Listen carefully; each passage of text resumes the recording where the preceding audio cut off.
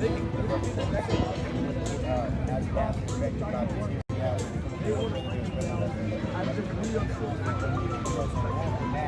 like residents being like, yo, I'm so glad I'm out here, so glad I'm safe. Actually glad I'm out here. I'm so glad I'm so much safer now that the police are around. I'm sure here right now.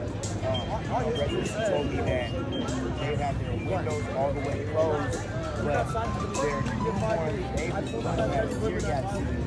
Good. Over that way. Shit like that, where it's like, even a whole 180. You know, we're out here thugging it out, holding it down, being like, yo, let's hold this shit. I'm out here 24/7. I need somebody else to hold that. You know, make sure the entrance over here, the entrance over there is good. Need someone over on that one. Need someone walking around and making sure they're good. You need to protect the precinct and make sure that no one outside of the comes with their own agenda trying to mess up what we got going on and burn the precinct down or break into it and stop people from things like that. Weird little, you know, weird little things like that. Where we had one. What other dude? 2 nights ago, where this camera crew came up, CNN or MSNBC, one of the guys, they came up and set up this whole like 2 LED lights, big old camera with beanbags and shit like that, and then not even 3 minutes later, some rando person comes out, you know, from out of nowhere and throws gas. I said, what other guy? On fire, and they just happen to be there videotaping right then. And everybody's all looking at them like, what the fuck is that? You know, so little weird shit like that's been going on. People trying to create division here and all that stuff, you know. So we just gotta hold it down, mediate any kind of issue. We don't have any fights out here. It's all just been like, if anything yelling that gets brought down, de-escalated, mediate, get money, handshake or hug it out, you know. Yeah, no attacks on the precinct. That's been held down. Every attack, every tried attempt has been, you know, shut down. And now it's a whole different energy. Some people are like, yo, it's weird. It doesn't feel like it's a protest anymore. It feels more like a block party or a Coachella or some shit. Some people are upset, you know, since when they've been here this whole time. And it's like, yo, like we're out here getting shot and getting beat with sticks and, you know, all that stuff. You know, these grenades, you got, you know, Purple Hearts and shit, you know what I'm saying? Now we're some people are feeling like, look, it's like this got split open for a brain damage forever now because of those bullets that they put. It's supposed to shoot off the ground and it's supposed to be like that. And it's supposed to be for like real volatile situations in prison where people are shanking each other to death. You shoot them with bullets and things to stop that up. It's not supposed to be. It's innocent, peaceful civilians who are over there with their hands up, saying hands up, don't shoot. You know what I'm saying? That's like bringing a bazooka to a fucking prayer meeting or something. You know what I mean? So it's different. I feel like it's like you take the good and the bad. You know what I'm saying? You got tourists that are coming in out of nowhere that are just trying to get a good little whatever, get a good selfie or whatever they can post and say Black Lives Matter. You got people that are treating like Coachella. But the thing is that we didn't have that. And you rewind to like two or so nights ago and it was just us, like the 12 of us, the 8 of us, the 15 of us, depending on which time it was that were out here. That's leaving us way more vulnerable for any kind of attacks, any kind of issues. It's like right now, it's like, what are you gonna do? Imagine if you're some racist person that wants to like take this shit out. Like you're not about to come over here and shoot up all the kids in the crowd, all the mixed race people, all the there's only one race, but all the mixed complexion people out here. You know what I'm saying? Like it's not, you can't do it. You know, even if let's say you're the police and you're trying to be tricky, you're trying to do something like weird thing, who knows why. You can't just go out here and just start bombing everybody out. How can my people support you that are watching right now? How can they support what you're doing? I mean, come out, you know, and try and keep the focus though. Like what we're focused on is accountability. I mean, it's Black Lives Matter because that was the movement that propelled all this shit. You know, it was the hashtag that was already for about 50 years, so that was already ready for that. But a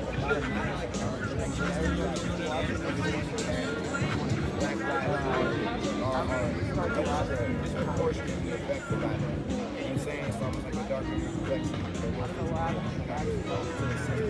So, you know, it's not even a guessing game anymore. Like the statistics of it is that if you're a black man in Sharonville, 3 times more likely to be killed by a police officer than if you're white. But white men, there's about 500 white men that get killed by police officers every year, and about 400, 500 black men that get killed by police officers every year. They said that there's only about like 12, 13% black people in America, and it's like a way larger amount. Like They try to say it's the same. 70 something or whatever percent, anywhere between 50 and 80% of white people in America. You know what I'm saying? So it's not the same. It's the same numbers, but it's times and times more.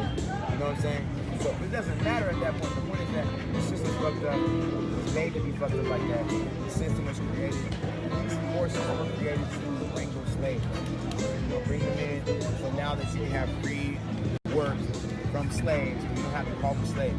So when you understand that, you understand that's why the system is working exactly how it's supposed to work, even better than when they designed it at the beginning. Now you got all kinds of slaves. You got all the black slaves that you wanted, and that's like 30 times, 100 times more black slaves than you had in actual slavery.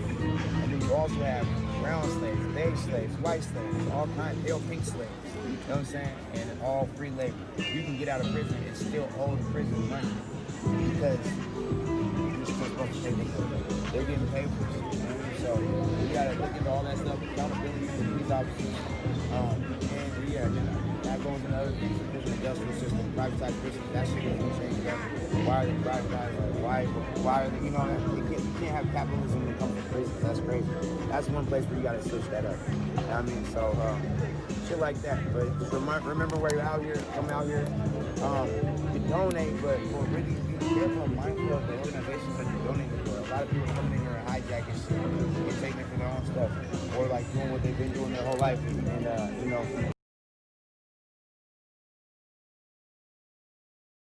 it is for, you know what I'm saying? And that's what I'm about. So I'm about like, just like Robin Hood, instead of stealing from the rich, say more, make some money off the rich, make some money off of people, and then bring that shit to the poor. That's what we're about. But also, the conversation has been defund the police, abolish the police. Minneapolis is successfully defunding and abolishing the police. Our mayor is just put past the thing to defund our police 50%. People all over the country are taking their police out of schools. People are really trying to get the police out of here. And we've already seen some places where police are like going on strike and leaving their posts. So what I think is either that they're literally going to get defunded and abolished because that's what everyone's going for, or they're probably going to go on a police strike like, yo, fuck you guys. Let's see how you guys do. So we got to be proactive. I don't like to just name a lot of issues and never bring in solutions. So my thing is that we're working on an organization, a business, where it's called police protection. It's our own business where we hold our officers to way higher standards. They got to go through way more school, way more training. They got to go through regular education throughout the whole year for their whole life. You know what I'm saying? They have to be community reviewed. So the community is coming out. We got the queer community coming out, black community, all the communities that we're all fusing together. It's all the same at this point. But you're having everyone's representation. If you're trans, if you're a woman, if you're a child, representation. And you're sitting there and you're watching this officer while he's, taking his test and having this conversation. So you can see, so you might cheat on the test, but he can't cheat you. You look at him like, no, I know you don't fuck with this. I know you don't fuck with this. I know you don't fuck with this. I know you're a misogynist. I know you're that. I know you're that. You know what I'm saying? I know you're homophobic. You can tell that shit, and then it's not rocking. Having that, and then having the highest standards. Also going into other countries that have 0 police kills, or 5.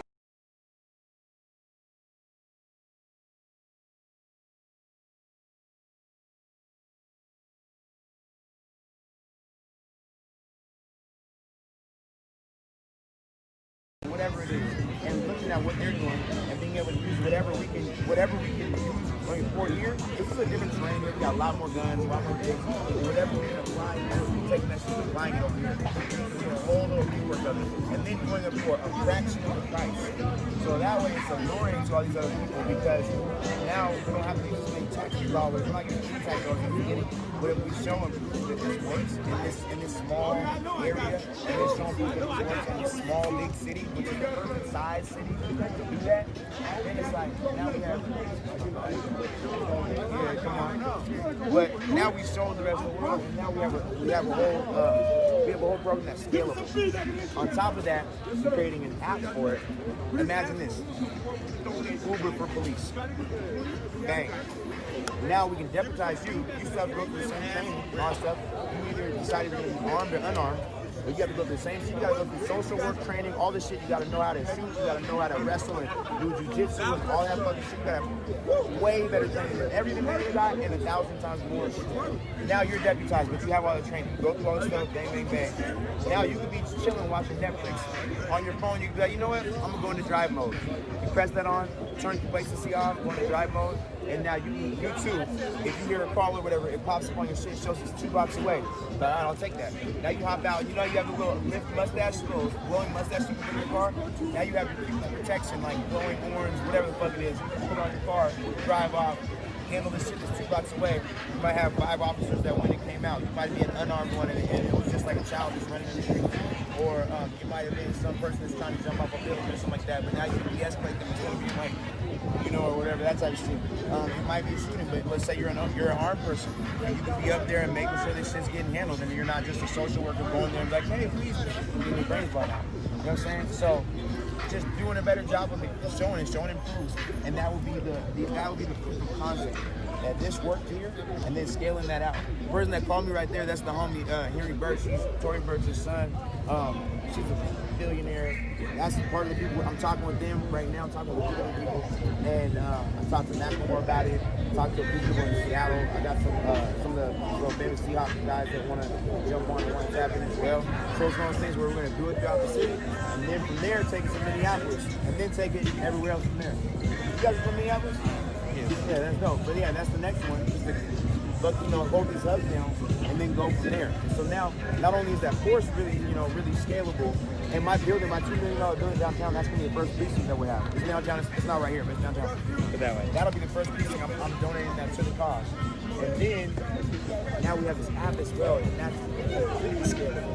And we take that throughout the country and any other countries that this could help. So that's what I'm doing. All right, bro. We're gonna just film it around here and show people what's happening. Next question. So obviously the media on both sides have been portraying you as a warlord, and I want to know what you thought about why do you think that is? Why do you think that they're portraying you in that light? As a warlord? As a warlord. They use the word warlord, monarch, yeah. On both sides, not just on the right, but also on the left. So I'm wondering. Oh, they have. That's crazy. Yeah, I'm wondering why. Yeah, and what do you think? Your thoughts of why? I think it's doing that. So I was leading a lot of marches, like just being a natural born leader. I didn't do any like official marches. It was just people were like, "Yo, lead this march, Raz. Yo, the people need your voice. Like, yeah, you're a leader. Like, please help lead us." Or like I just start talking to people like this with my regular voice, and then people start crowding around, and then we got a little movement. So just the fact that I'm a natural born leader, a natural mediator, I think a lot of people started like coming at me and all that stuff. And then I'm also a natural born protector. So when we heard that there was 30 white supremacists marching on us, trying to create trouble with AR-15s and ACARs and Proud Boys, whatever they call them, I hopped in the trunk and pulled out the AR-15 and just like, all right, well, if they come here, we're gonna have a conversation with them. If they start shooting, then they're gonna have to shoot through me. I got my bulletproof on and I'm gonna shoot back. So your intention that was more of a deterrent, not like trying to... A deterrent. I wasn't planning on exchanging any kind of fire because I don't think that they're stupid like that and I'm not stupid like that. You know, so that's all that was. And I imagine that if they did march up here, I'd probably have a good conversation with them. They'd probably end up liking me. I've heard you say that you don't know what a Proud Boy is and that you'd like to have a conversation with them because maybe we can come to some sort of agreement. Yeah, I do. I've actually had some people that said that they were self-proclaimed Proud Boys and they want to have a conversation. I had like one of their wives that hit me up and said, yo, a lot of them are not racist. They just, think this and think that, and they're trying to protect their communities. And so, they like to actually have a conversation, like bridge that gap. So I'm like, shoot, fuck it. Yeah. It's funny because even like as someone who's white, I didn't even think about sitting at the table with them and thinking like maybe they, I don't know why they believe what they believe. Maybe we should listen to them. So I think it's a really interesting perspective. Thank you so much. Most definitely. For talking to us. Hey, most definitely. Thank you. Appreciate everything you're doing. All right, most definitely. You have a great one. You want to go left? Go left? Yeah, I'm about to go on.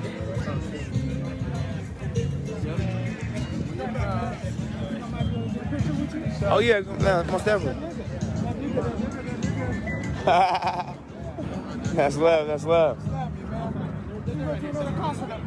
Oh man, once probably after all this stuff is going crazy, I forgot, man. Your new name is the Monarch. What they call you? Yeah, the warlord monarch. Yeah, wow. Yeah, that's pretty crazy. Yeah, snap me.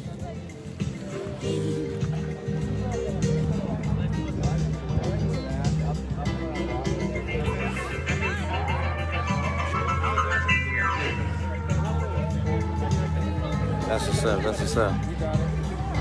appreciate you, man. Stay safe out Most, here, man. much love, bro. Likewise. Have a good one, y'all. Bro, you ready, though? You ready? Yeah. All right, y'all. I'm gonna tap right back in.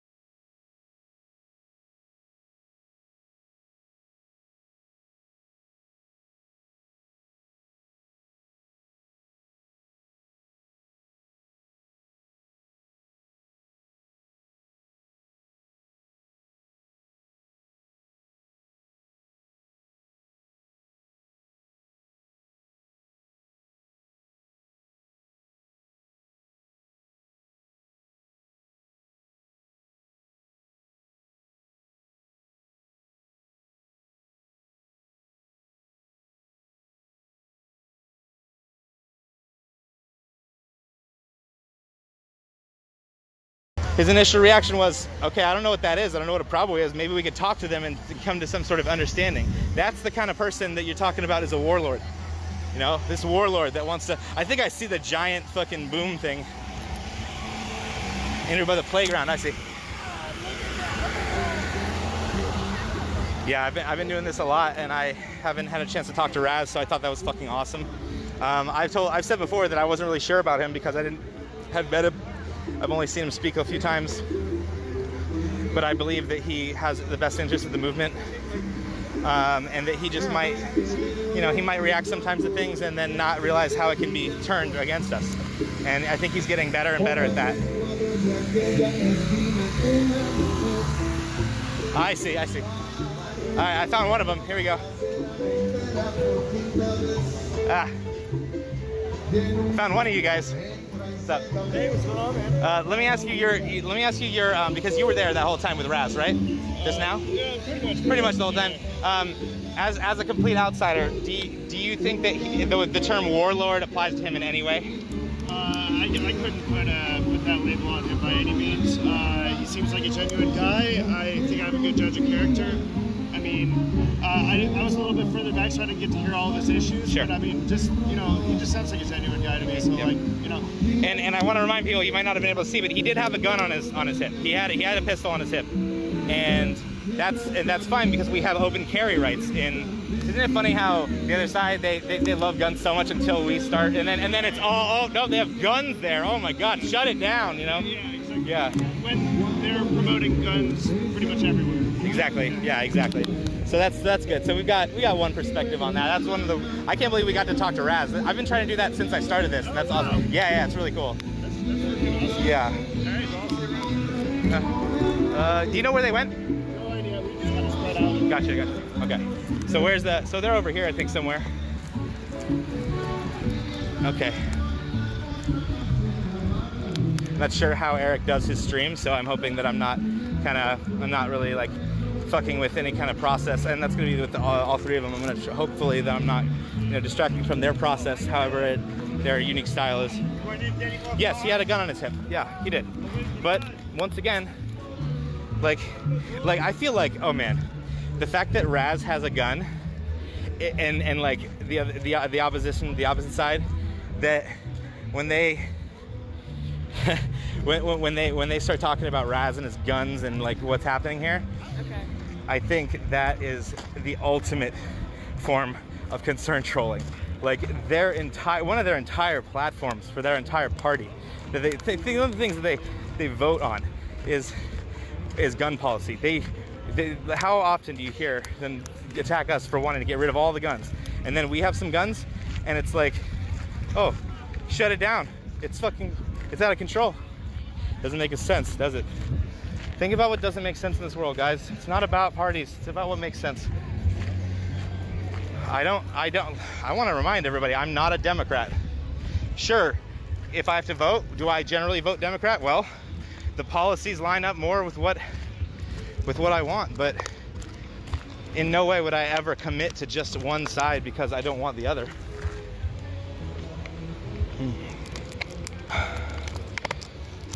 All right, Ray Frey, if you're there, I definitely want that Raz interview clip. That thing, I hope. All that bullshit. They have to see it. They have to realize this is good. Trust me, this is good. This is not the land of the free. This is the land of really good. democracy. But I'm just saying that at the end of the day, I got white friends, I got Mexican friends, I got black friends, I got, To be honest, I'm actually half Mexican myself. yeah, I got Indian friends, I got people that are, from Middle Eastern, and at the end of the day, all of our lives matter. All of our lives matter. And yeah, it's bad what they do, but what y'all doing here, y'all putting the eye on it, so that's good. That's very good. That's very good. I'm just saying that's very, very good. But I'm saying, but at the end of the day, let's get together and say that all lives matter. After all.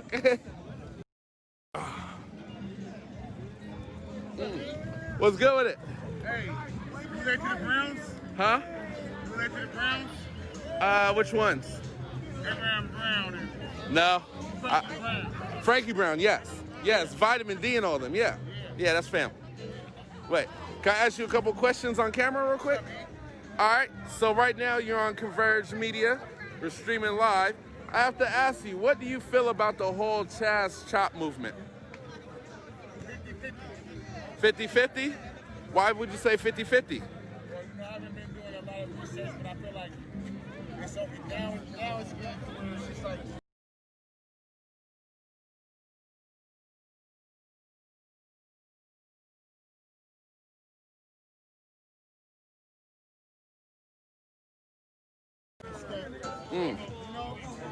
That's it. Yeah. So publicity. But, for everybody that does have respect and love.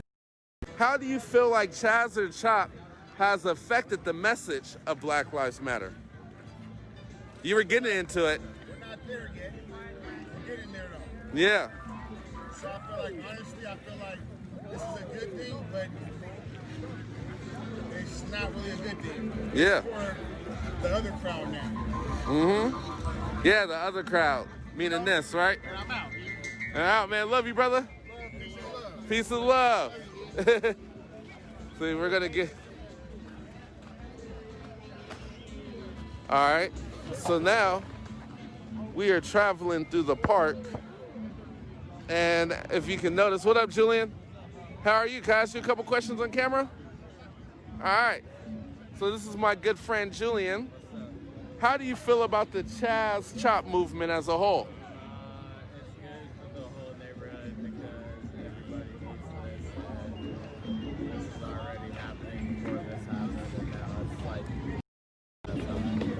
Yeah.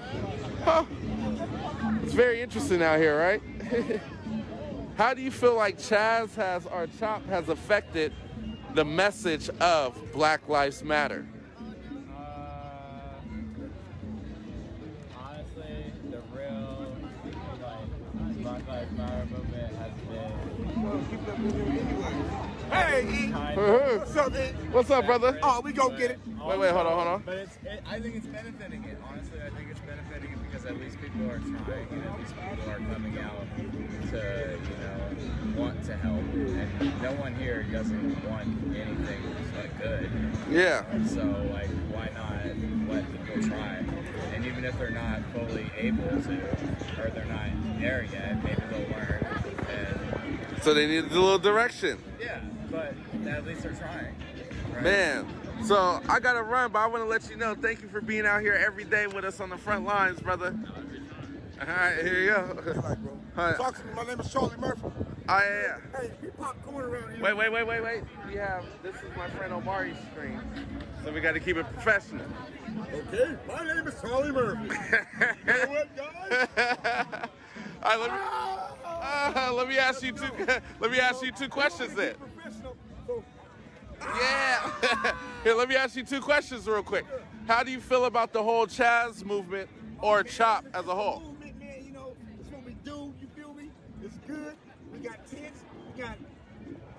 edible. It's good. You're gonna make it. Edibles. Ooh, it's gonna be all right around here. Yeah. All summer. So question. Government said it might be all summer. So question, how do you feel like Chaz or Chop has affected the message of Black Lives Matter out here? Oh man, it blew up like wildfire, baby. They just didn't know. Now they really seen what really goes down with the cameras. But this shit been going down for 30,000 trillion years. So now everybody see it. It's a different thing. I can dig it, brother, man. You already know it's all nothing but. Yep, I'll see you in a minute. That's gonna be nice, right? Oh yeah, it's live. Oh, you can't record it. Yeah, I'm not even recording. This is live. I'll see you in a minute. So as you see, there's an array of different personalities, an array of different messages and opinions that are going on. And the one thing that we can say that is clear across all boards is that this is peaceful. I heard a lot of people mention education. So there's a lot of people getting education out here, as we have seen at a couple of the stages, with people talking about, you know, this is not a block party, this is a movement. And then others, as we just saw, are like, hey, this is a block party. There is extra drugs and other things out here for them to do. You know what I'm saying? But it's all peaceful, I guess. So now we're at the second tent, or it's the second part. We have a couple tents. So right there, they have a picture of MLK and they have more food. Today we have free chicken tomka, right? Donations, thank you. The jar is empty. I'm gonna go put some money in that. Actually,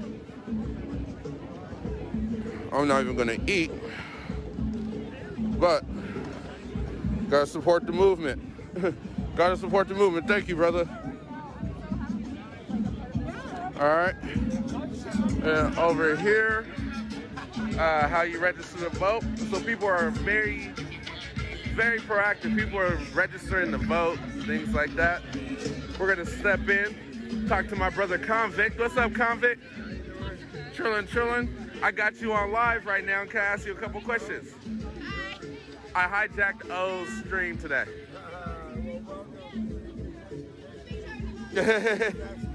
Snacks galore for the people. So I have to ask, how do you feel about the Chaz movement as a whole?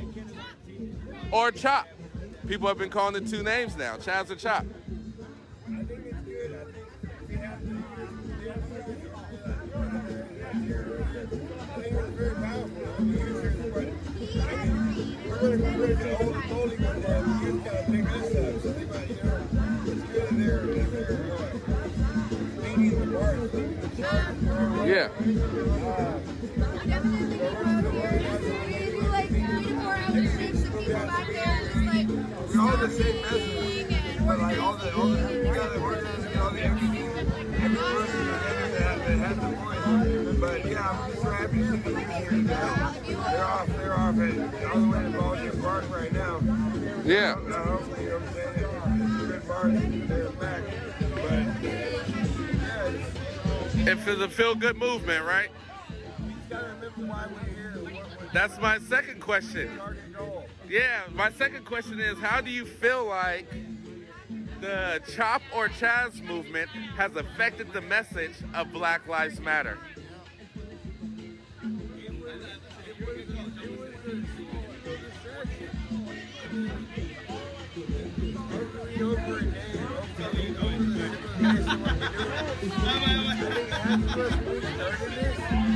We only knew why we were here. We didn't know what to expect. We knew what we wanted to see. Yeah. It's like,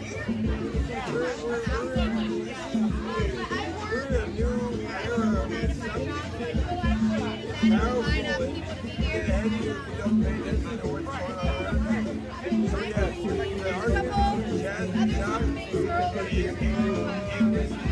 either way, I'm glad that we started out. It's still a protest. It's still an organized protest.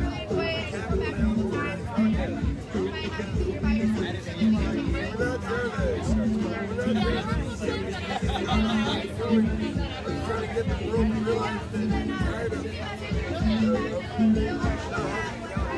Yeah. All right, cool. Thank you. All right. Yeah.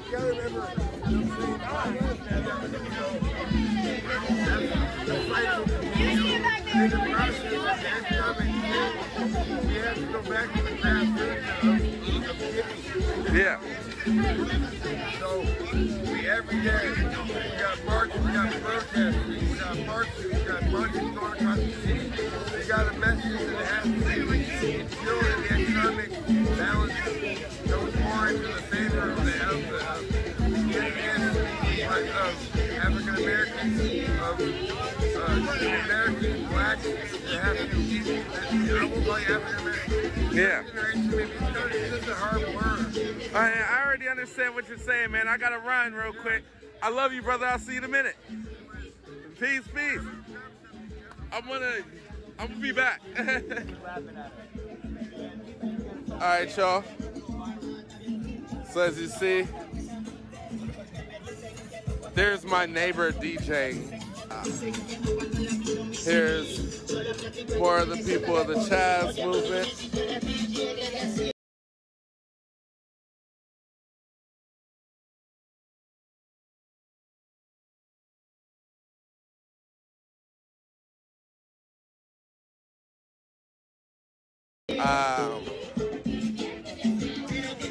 And I'm going to just give you these closing dots from myself, which is told from everything that I've gathered. What's up, Plex? How are you? Chilling? I could be right back. All right, so all I can say is that there's a lot of questions that people have. There's a lot of answers people want. There's a lot of direction that is needed. But still, the Occupy is a beautiful thing. And some people that have been here for days have taken pride in what is going on. Some people that have also, same people that have been here for days have also said what's going on with the message. Where's the message? Other people have totally disregarded the message and use the cause as a way to get out the house for COVID. But most importantly, everybody agrees that this is a peaceful thing. And I appreciate y'all for taking your time to deal with me, Eric Calligraphy. And I will talk to you guys another day. Thank you so much and stay amazing.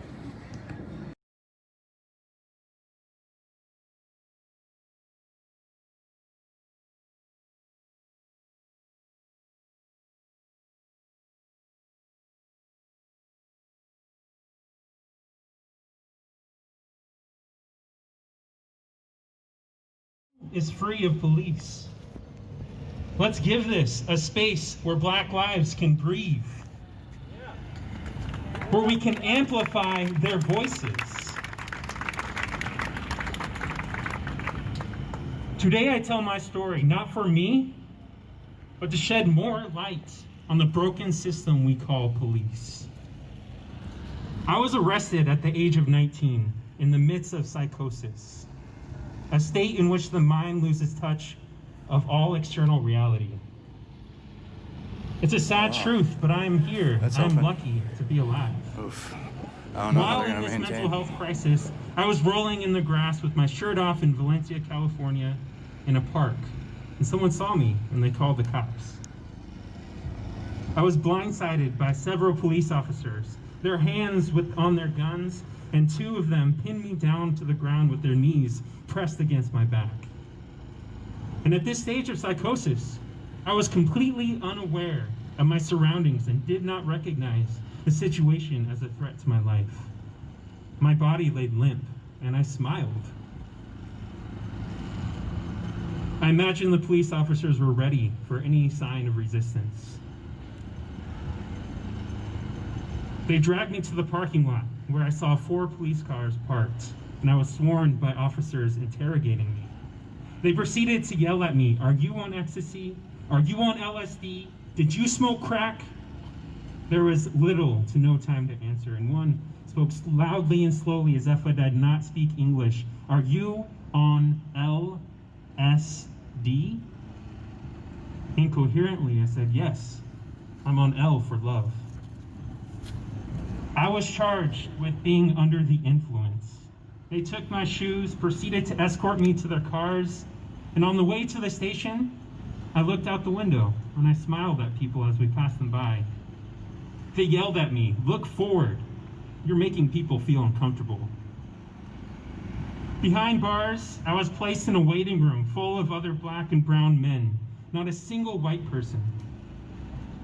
I remember young black men pacing, this particularly young black man pacing back and forth. He was saying he was just smoking weed with some friends behind an amusement park. When I was finally thrown into a cell, my brain started registering, I'm being harmed. And all of a sudden, it was like, in my mind, literally, I was being taken to hell. 24 sleepless hours, I screamed, I wept, I tore my mattress apart to wear as clothing, and scrubbed the floors with the remaining clothes I had left. At some point in the morning, I started dunking my head in the toilets. And after all of that, the officers pulled me out of the cell because they thought I was committing suicide, and they didn't want to deal with a dead body in their possession. Again, I was dragged in their cars, taken somewhere, and I arrived at a hospital where they put hands on me, and as soon as I went to that intake office, the nurses saw, and they said, "Take your hands off of him." It was as if I was being from the hands of demons to the hands of angels. I was able to heal. And of course, my family didn't have the time and money and resources to address my charges, so I was given a warrant for my arrest in the state of California.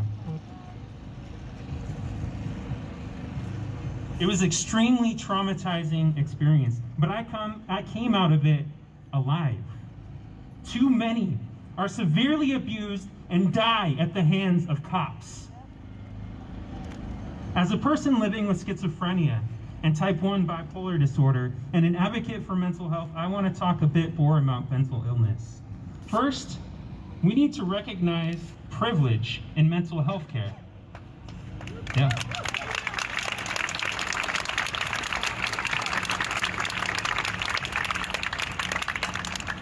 Black Americans are 20% more likely to experience a serious mental illness than the general population due to an unmet need and barriers. Many of people of color who suffer from mental health issues experience less access and care to services. There is a lack of diversity and cultural competence in mental health care, which results in misdiagnosis and inadequate treatments. Yeah.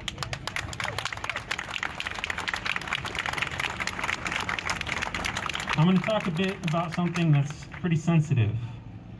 We need to talk about it though, and that's suicide. Suicide has become one of the leading causes of death among all age groups in the US, but particularly in youth and young adults. It is the second leading cause of death among 10 to 34-year-olds. And teen suicide rates among Black youth are increasing. In 2016 and again in 2018, among children 5 to 11, Black children have the highest rate of death by suicide. Many of these same marginalized communities are also grappling with economic uncertainty. Pervasive stressors are detrimental to anyone's mental health, and Black Americans are facing generational trauma, nationalized and casual sharing of murders of Black Americans, and so much more. We are in the midst of a movement, and it's powerful. It's multifaceted, complex, and exhausting.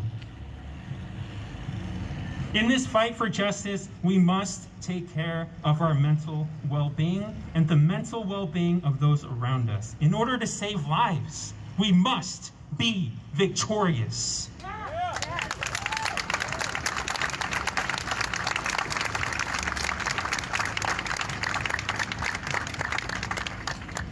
I am honored to be the executive director of King Youngblood's nonprofit called Hold Your Crown. Our mission is to change the culture on how youth perceive mental illness and the path to mental wellness. The Hold Your Crown project includes special emphasis to destigmatize mental illness within Black, Indigenous, and other communities of color. Yeah.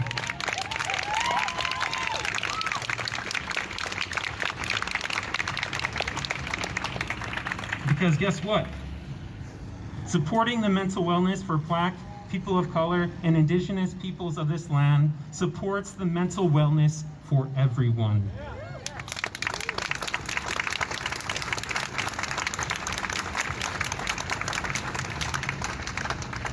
I want to leave you today with 5 things we can do to be mental health allies. If you see someone struggling, if you see someone who's in need, we need to, number one, we need to be vocal about our own struggles, even if we are feeling healthy, because that creates a culture of acceptance, right? 2, if you are able, check yourself. Are there people who could use your support? Could you step out of the background and relieve someone fighting on the front lines every single day? 3, check in on your community. Ask them private, safe, and non-judgmental environment. Provide that environment. Ask them personal questions. Hey, can I talk to you about mental health? Can we talk about, are you getting enough sleep? Are you eating? And particularly be sensitive about this one. If they've disclosed to you that they take medication, ask them in a safe place. Hey, are you able to take your meds right now? Have you been able to take a break? Have you been able to breathe? And lastly, if you are trying to support someone's mental health, give them space, but also work to brainstorm action and plans that support their mental health. This takes action, people.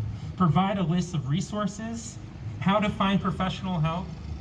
If they need it, narrow the options down so they can know an exact way to navigate this system. Offer to help them fill out forms, make sure it's covered by insurance or other funds. The fight for justice cannot be done alone. Take care of yourselves, take care of your community. We are in this together.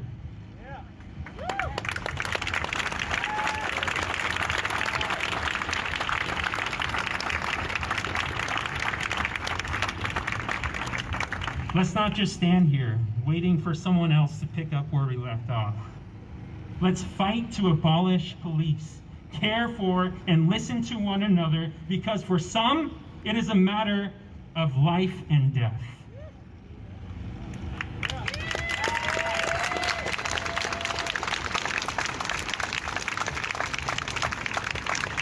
If you need a list of resources, mental health, if you're struggling, if you want to provide someone, please visit holdyourcrown.org. We have a list of resources and people telling their stories. We need to create that culture of acceptance and break that stigma. I am here today because Black Lives Matter. Woo!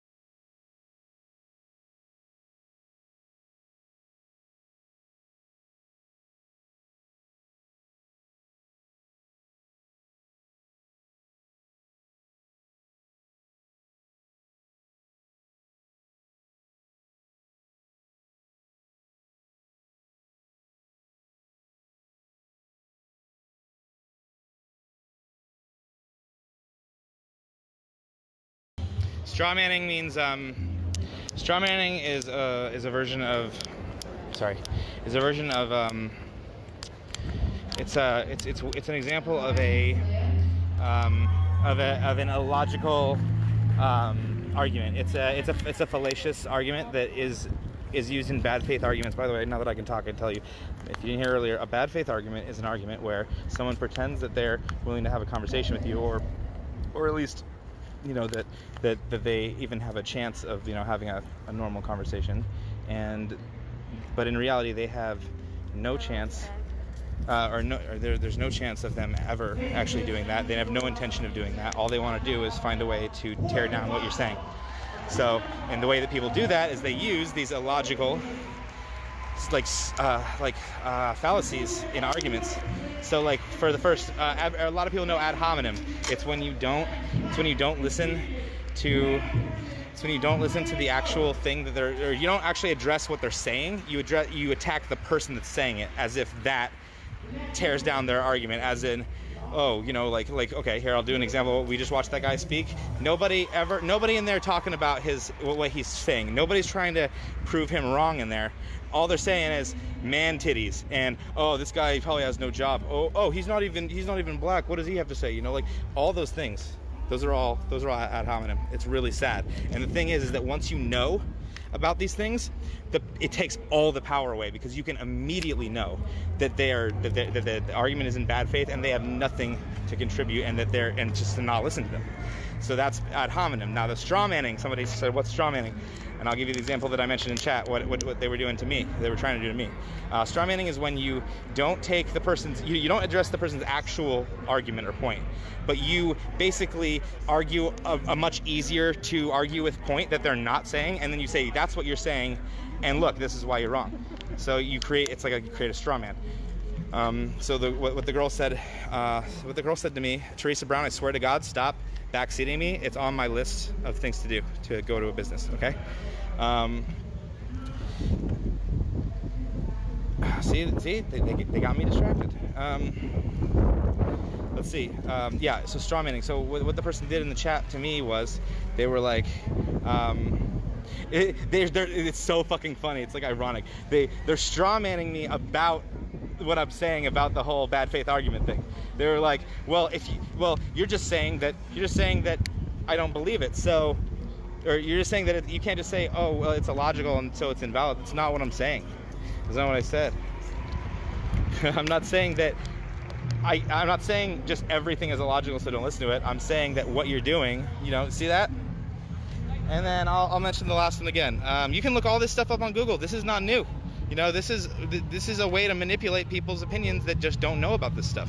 Concern trolling. This is one that comes in here all the time, and I love talking about this one because I forgot what it was called this last week, and I finally remembered. And so it was like concern trolling is when somebody poses as someone who might be an ally, or somebody who might be swayed to your side. Maybe, you know, I'm on the fence. Maybe I'll be swayed to your side. But you know what? I don't know. I'm concerned about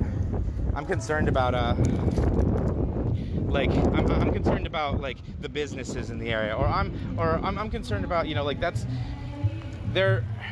explained this earlier better, but basically they create a fake outrage. Like, that's another word for it, fake outrage. There's a lot of fake outrage, you know, like, oh my God, the perfect example though is the guns. You know, we know for a fact that no one on the right gives a shit about us having, like nobody on the right gives a shit about guns being in place. Like, you know, like, they even did their own protests about masks and COVID and brought guns to them like a month or two ago. But what happens when you hear stories about people here that have guns? Oh my God, it must be so dangerous. They're so concerned now. Oh my God, there's a lot of concern. Oh man, they must not be doing the right thing. And they're just trying to create noise and divide the message, and to just completely, you know, like, the whole point, like, it's a bad faith argument. It's an argument that's in bad faith. You know, there's no real argument. They're not actually going to listen. They never had that intention. So if you engage with them, it's just pointless. But the good thing is that when you can identify these types of arguments and you see them, you immediately know who's full of shit. You immediately know, because you know why they have to do that? Because they don't have a real argument. They have to rely. When you have to rely on attacking the person that's saying something and not what they're saying, that means you can't argue it. You understand that? That's very important. Do I go home or do I stay 24/7? I go home, obviously. I took a day off yesterday even, and I didn't want to, but I really had to. Let's see. Yeah, nobody's asking you to donate any money or anything. You watch people burn city blocks and they believe those people have the guns. Well, I mean, sometimes in a protest, people will set things on fire, but in general, this has been very, very, very peaceful. Let's see. So thank you, Gina, speaking the truth. Town looks great. How much? I pinned the comment where I said remember, and I typed out what the name of those fallacious arguments are. So if you're curious and you're interested in being able to argue better and to defend your points better, then you should really look up those things. And those are only 3. There.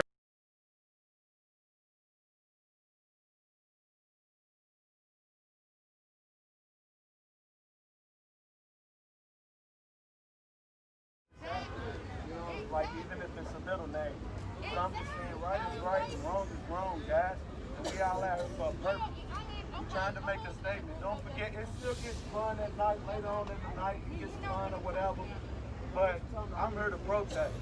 I'm here to protest against the police. And if my people stand, then I'm going to definitely stand with y'all.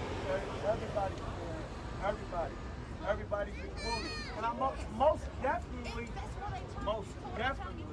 Caucasian people, white, whatever you want to call yourself, okay? Because we black people, all right? Let's get this straight. We black people. We black people. We have to do this, all right?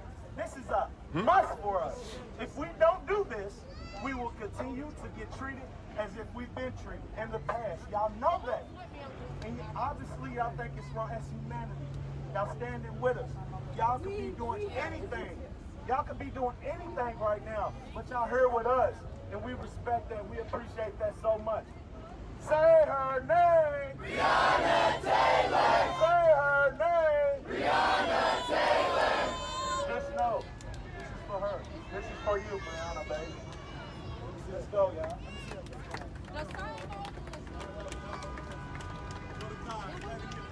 Hey. All cars, please. If this is what we peaceful though, don't forget, we peaceful. If this is what we got to do to make a point, then let's do it, man. If this is what we got to do to make sure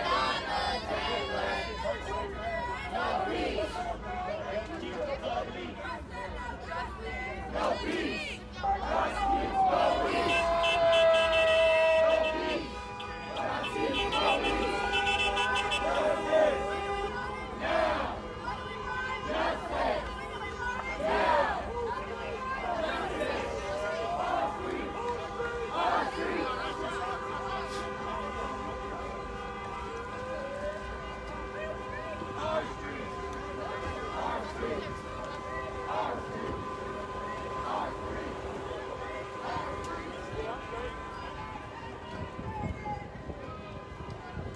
Face of this and they call him a warlord, and then he's locked all these streets down. Oh wow. That's the actual story that people are believing in every other state. Okay. Anyway, I'm really good. In terms of vibes, I don't get the vibe. So you don't get that vibe? I don't get the vibe. I can talk about vibes. Don't get the vibe, but there we go.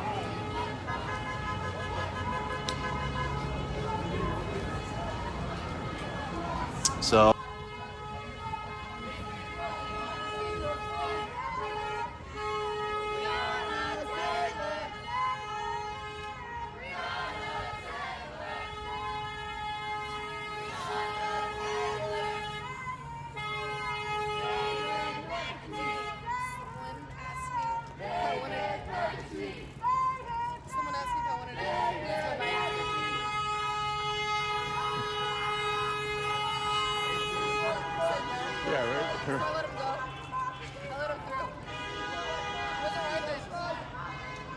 don't blame you.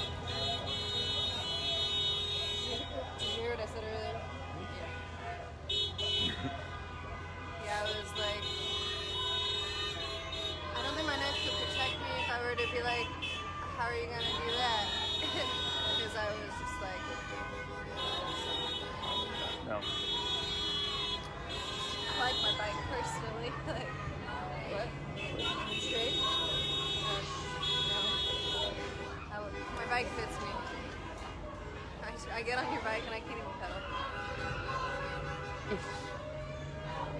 Unless I want to just stand up the whole time, and I frankly don't. It's reasonable, right? Hands up! Don't shoot! Hands up! Don't shoot! Hands up! Don't shoot! Hands up! Don't shoot! Hands up! Don't shoot! Hands up! Don't shoot! Hands up! Don't shoot! Hands up! Don't shoot! Hands up! Don't shoot! Hands up! Don't shoot! Hands up! Don't shoot! Hands up! Don't shoot! Hands up! Don't shoot! Hands up!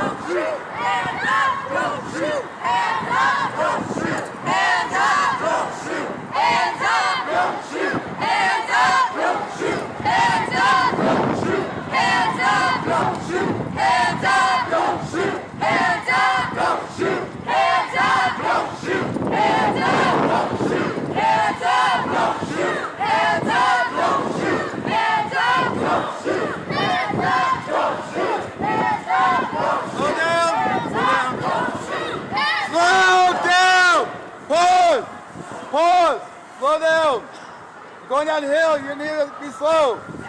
We have a long route ahead. No peace. No peace. No justice. No peace. No racist. No peace. No justice. No peace. No racist. No peace. No justice. No peace. No racist. No peace. No justice. No peace. No racist. No peace. No justice. No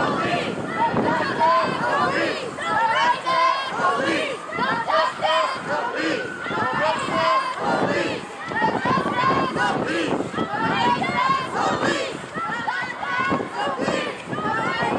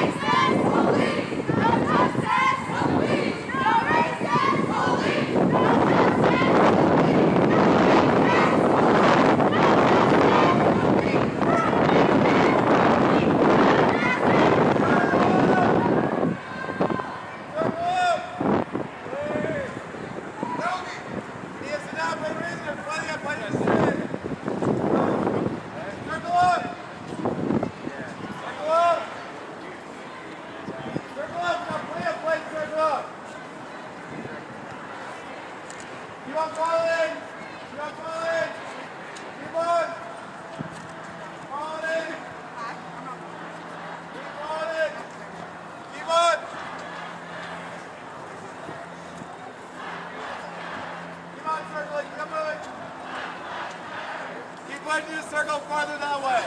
So we can get everybody in front of Tracy. At City Hall. Come on forward. Oh, sorry. Keep this circle loose. We're gonna make an oval. Fuck it. Yeah. We're making oval. Fuck it. There's too many of us. How much? Oh, we still got our group? Let's just take out the whole block. Take out the whole block.